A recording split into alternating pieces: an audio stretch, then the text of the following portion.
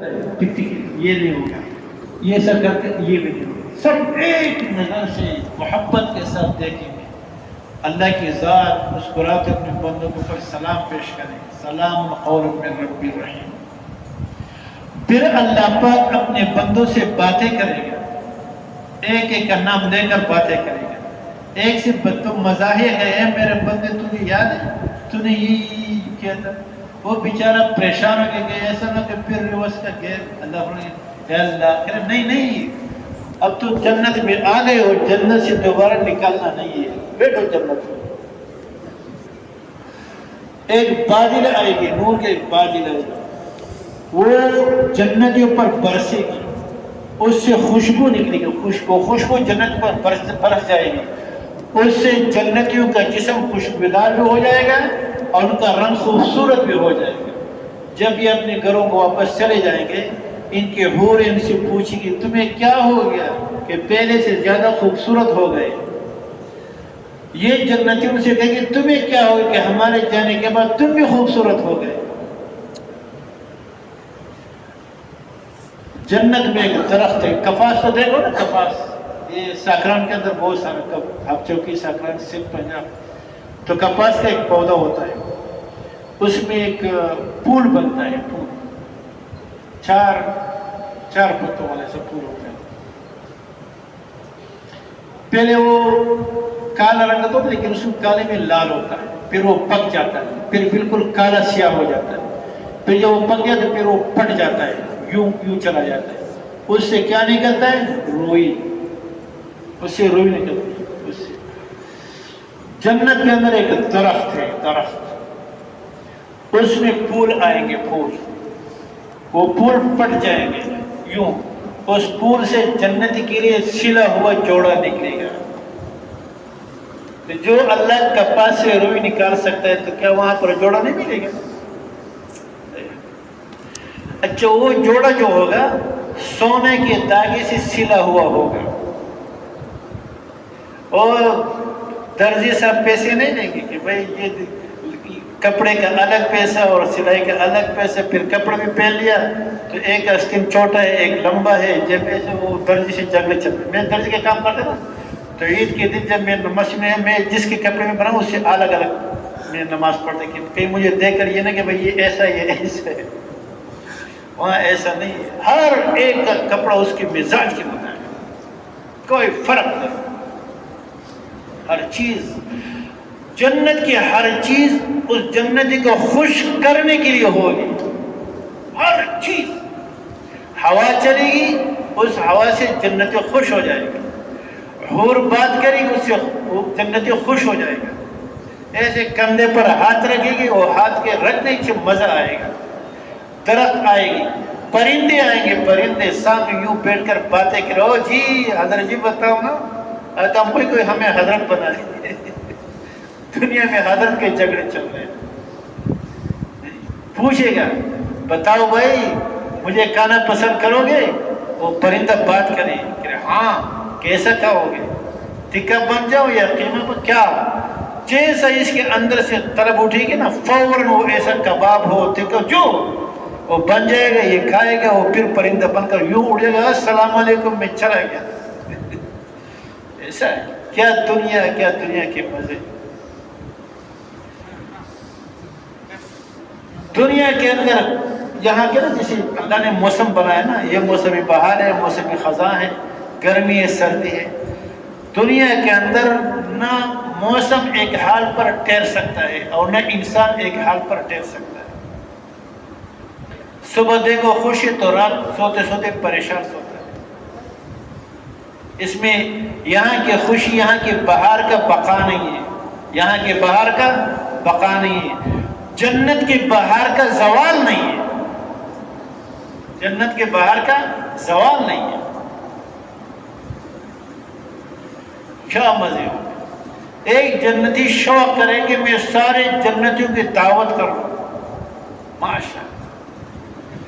ابھی ارادہ کرے کہ جتنی بھی جنتی سب میرے جنت میں آ کر میں ان کی دعوت کرتا ہوں، کیسا چاہے گا جو ان کی دل میں آگا یہ ہو یہ ہو یہ ہو، سب کچھ تیار ہو جائے گا، سارے جنتی اس کے جنت میں آ بھی جائیں گے، اور بیٹھ کر سب لطف اندوز بھی ہوں گے اور یہ سب کا پی کر چلے جائیں گے.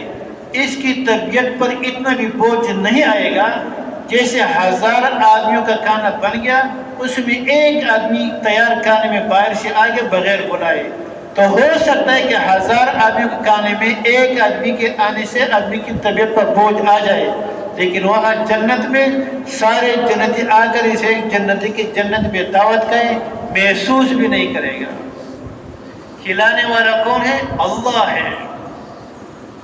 ہر چیز کا ذائقہ الگ الگ. تخت ہوگا، تخت سب سے ادنا درجے کا جنت کا جو تخت ہوگا، سب سے ادنا جو گرتے پڑتے جنت میں جائے گا، 1 میل چوڑا ہوگا اور 1 میل لمبا ہوگا. 1 میل چوڑا، 1 میل لمبا. مولانا شاہد مخان صاحب فرماتے تھے کہ ہمارے پہلے زمانے کے بادشاہ بھی اچھے تھے، ان کے تخت تاج ہوتے تھے. آج کل بادشاہ کرسی پر بیٹھے اور ننگے سر بیٹھے ہیں، بیچارے تو قابل رحم ہیں. ننگے سر اور کرسی پر، وہ بھی یوں گھومتی، ادھر منہ کرو ادھر منہ کرو. وہاں ادنا درجے کا جنتی کا تخت 1 میل لمبا اور 1 میل چوڑا، اور پھر اپنے تخت پر بیٹھے گا. تینوں طرف تکیا ہوں گے، یوں ٹیک لگے گا. ایسے مزے کے جوان بڑے مزے میں یوں ٹیک لگا کر بیٹھا تھا، یوں ایسے ہاتھ کر جب ٹیک لگا کر بیٹھے گا 70 سال پر ایک ٹیک ہوگا. یوں 70 سال یوں،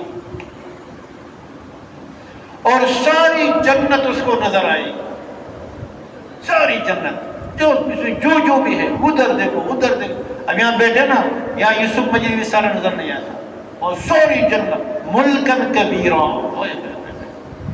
ایک بڑا ملک نظر آئے.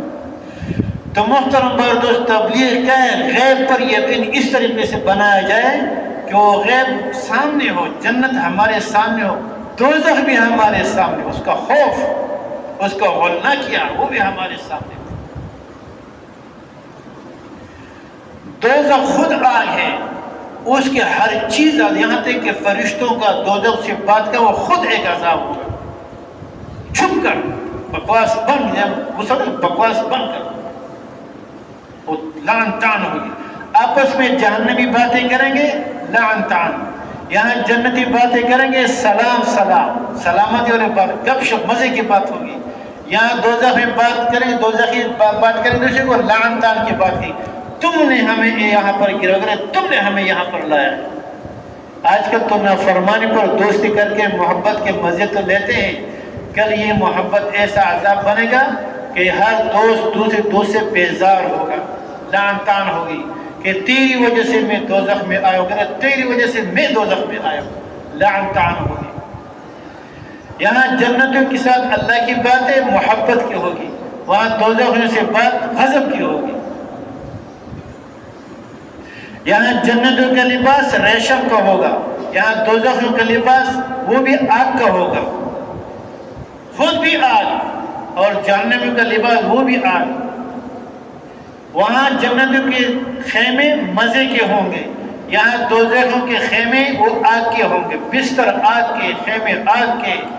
پھر ایک وقت آ جائے گا کہ یہ پکارتے پکارتے اللہ ان سے بیزار ہو جائے گا.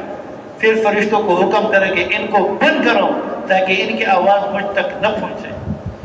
پھر دوزخیوں کے لیے آگ کی پیٹیاں صندوق بنائے جائیں گے، اس صندوق کے اندر ایک ایک دوزخ کو بند کر کے آگ کے میخ اس پر گاڑ دیے جائیں گے. اس کو بند کر کے اندر سے چیخیں گے، پکاریں گے، باہر کوئی آواز آئے گی نہیں.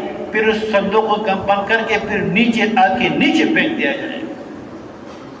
محترم بھائی اور دوستو، اس لیے کہتے ہیں کہ ایک ایک پر محنت کر کے اس زندگی سے نکالو جس پر اللہ کی طرف سے غضب ہے، قہر ہے، دوزخ ہے.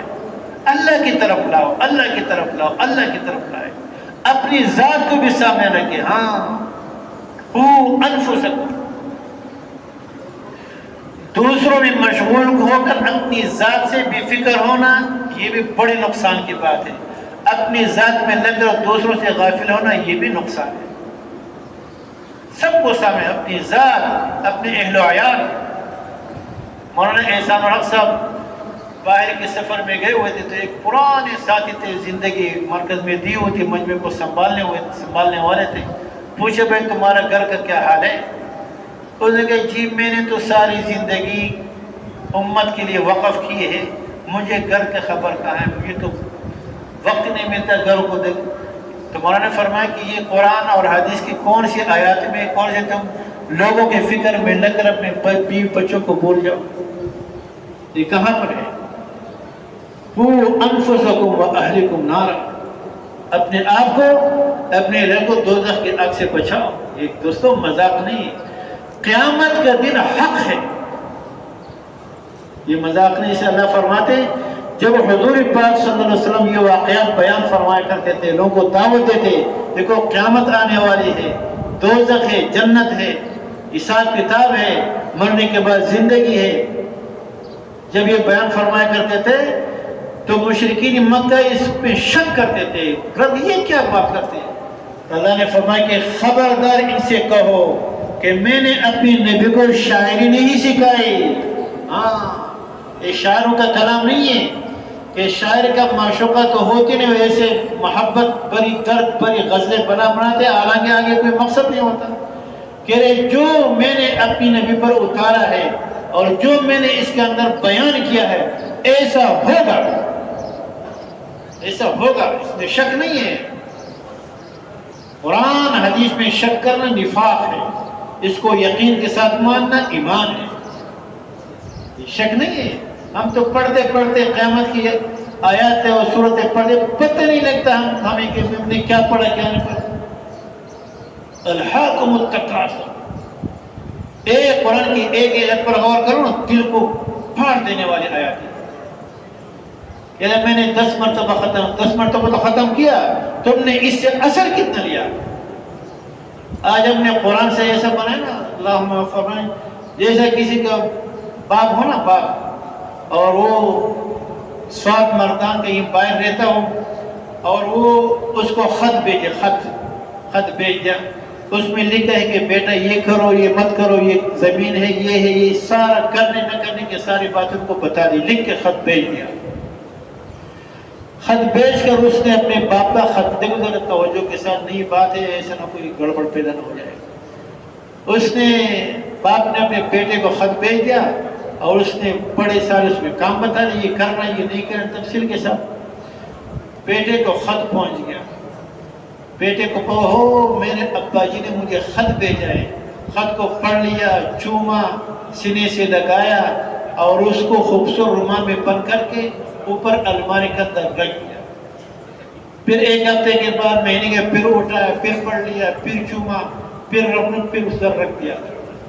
اب ایسا ہی کرتا رہتا ہے، جو کرنے کے ہیں وہ کرتے نہیں ہیں، جو نہ کرنے سے رکتا نہیں. ایک بے پرواہی سے محبت کر پڑھتے بھی ہیں اور رکھتے. اب 1 سال کے بعد والد صاحب گاؤں چلا گیا اس کے پاس. اب بیٹے نے پوچھا بھائی میں نے وہ خط بھیجا تھا، وہ پلانا کام وہ آپ نے کر لی؟ کہ ابا جی آپ نے بڑا پیارا خط بھیجا تھا، میں اس کو پڑھتا تھا اور اس کو سینے سے لگا چومتا تھا، وہ رومال کے اندر میں نے اوپر رکھا ہے. بھائی یہ تو اچھا ہے، لیکن میں نے اس میں کچھ کہا تھا آپ سے کہ یہ کرو یہ نہ کرو، یہ بناؤ یہ توڑو یہ بناؤ، کرنے کے اور نہ کرنے کے کام بتائے تھے. اس کا کیا کیا؟ ابا جی بڑا پیارا خط تھا، میں نے بہت چوما، سینے سے لگایا، وہ رومال میں باندھ کے اوپر رکھا ہے. بیٹا یہ تو اچھی بات ہے، لیکن میں نے اس میں کچھ کہا تھا آپ کو کہ یہ کرو یہ نہ کرو، ساری ترتیب. ابا جی میں تو دوستوں کے خواہشات میں مشغول تھا، جو آپ نے بتایا تھا اس کا مجھے وقت نہیں ملا. آپ بتاؤ یہ جواب بیٹے کے باپ کے سامنے چلے گا؟ ہاں جی ہاں. آج ہمارا قرآن کے ساتھ معاملہ ایسا ہی ہے، پڑھو بھی، چومو بھی، سینے سے لگاؤ بھی، رومال کے اوپر رکھو بھی. بھائی اس کے اندر اللہ نے فرمایا کیا ہے؟ کیا فرمایا ہے؟ کرنے کے کیا ہے؟ تلاش کرو. جو کرنے کے تلاش کرو، علماء اللہ سے پوچھو سمجھو. جو نہ کرنے کے اس کو تلاش کرو، اس سے رک جاؤ، پھر یہ عمل قرآن بنے گا. صحابہ کا قرآن ان کی زندگی میں تھا. صحابہ کا قرآن کہاں تھا؟ ان کی زندگیوں میں تھا. اپنے آپ کو اپنے اللہ کے لیے خالص کرنا، خالص ساری مخلوق سے اپنے آپ کو اللہ کی طرف پھیر کر پھر اس پر جھک جانا کہ جس پر میرا اللہ راضی ہوتا ہے اس کو کرنا ہے، جس سے ناراض ہوتا ہے اس کو چھوڑنا ہے. میرے اوپر جو سب سے بڑا مجاہدہ اپنے نفس کے ساتھ ہے، اور خاص کر اس دینی ماحول کے اندر اس کو بزرگ بننے کا بڑا شوق ہوتا ہے. ہاں، سب سے بڑا مجاہدہ، بڑی جہاد اپنے نفس کے ساتھ ہے. اپنے آپ کو اللہ کے لیے مٹانا، اپنے دین کو اللہ کے لیے خالص بنا. خالص دن پر اللہ کی طرف سے وعدے ہیں، خالص دن پر وہ اللہ پر بندے کا معاملہ ہے. امام غزالی صاحب نے لکھا ہے، اور ستار کے اندر شیخ صاحب نے اس کو لایا کہ زاہد کون ہے کہ لوگ ان کی تعریف کرے کوئی پرواہ نہیں ہے، لوگ ان کی خلاف کوئی بات کرے تاکہ اس کی بھی کوئی پرواہ نہیں ہے، نہ اس کی پرواہ نہ اس کی پرواہ. اور اللہ کی محبت اس کے دل میں دن بدن بڑھتی جا رہی ہے. مجھے اللہ کی طرف پڑھنا ہے، کیا کرنا ہے؟ کل من علیہا فان، سب ختم ہو جائے گا. اخلاص کیا ہے کہ اپنے عمل پر کسی چیز کا طالب نہ بنے، شاباش کا بھی طلب نہ ہو. پیچھے دیکھے کوئی مجمع نے میری بات لی نہیں، مجھے اب لوگ ہاتھ ملانے کے لیے آ رہے نہیں. ہر ایک الگ ہر موقع کا الگ الگ اخلاص ہوگا. اس وقت اخلاص کیا چاہتا ہے؟ اس وقت دیکھو، جو آدمی محنت کرتا ہے، دو باتیں: محنت کرنا سنت کے مطابق، لیکن اللہ کے لیے ہو، محنت بھی ہو اللہ کے لیے بھی ہو. دوسری چیز کہ روزانہ اللہ کا طالب بن کر اللہ سے دعا مانگے، اللہ میں اس محنت کے ذریعے سے تجھ تک آنا چاہتا ہوں، مجھے بیچ میں کسی چیز میں اٹکانا نہیں. رو رو کے مانگنا پڑتا ہے، اللہ میں اس محنت کے ذریعے صرف آپ تک پہنچنا چاہتا ہوں، بیچ میں کسی چیز میں مجھے لٹکانا نہیں، اٹکنا نہیں. فاروق پوری صاحب نے فرماتے تھے جو اس محنت کے اندر بڑے ہر طرف سے لوگ آئیں گے نا، مالدار بھی آئیں گے، غریب بھی آئیں گے، کوئی پیر دبائے گا، کوئی سر دبائے گا، کوئی شابہ، کوئی کیا، کوئی تو ہر قسم کے لوگ ہیں. یہ کیا جانتے ہیں کون بزرگ ہے کون نہیں. تو مجمع اس محنت میں ہمارے پاس آئے گا، ہمیں مجمع کے اندر، مجمع کے کسی فرد کے اندر اٹکنا نہیں ہے. بات دیکھو، بڑے اچھی بات ہے. نہ مجمع کے اندر اٹکنا ہے، نہ مجمع میں کسی فرد کے اندر اٹکنا ہے، سیدھے اللہ کے پاس جانا ہے. لا الہ الا اللہ.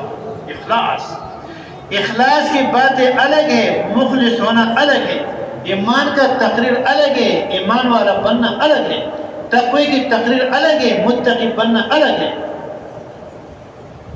متقی بننے کے لیے، مخلص بننے کے لیے اپنے نفس کے ساتھ مجاہدہ ہے، اس کے بغیر نہیں ہوگا. فرمایا کرتے تھے مولانا محمد عمر صاحب نے فرمائے، جو اس محنت کے اندر کسی اور چیز میں اٹک جائے گا وہ ایسا ہے آسمان سے گرا کھجور میں اٹکا، نہ اوپر کا رہا نہ نیچے کا رہا، اب بیچارہ ایسا کچھ. تو محترم بھائی اور دوستو، ایک محنت اللہ پاک نے دی، اس کے دو رخ ہے، ایک طرف مقامی کام اور ایک طرف دور سے دور اللہ کے راستے میں جانا. حضور پاک صلی اللہ علیہ وسلم صحابہ کی قربانی یہ ہمارے سامنے، ہر حال میں گشت، ہمارا مقامی گشت ہے، ہر حال میں کرنا ہے. دوسرا گشت ہے، ہر حال میں کرنا ہے.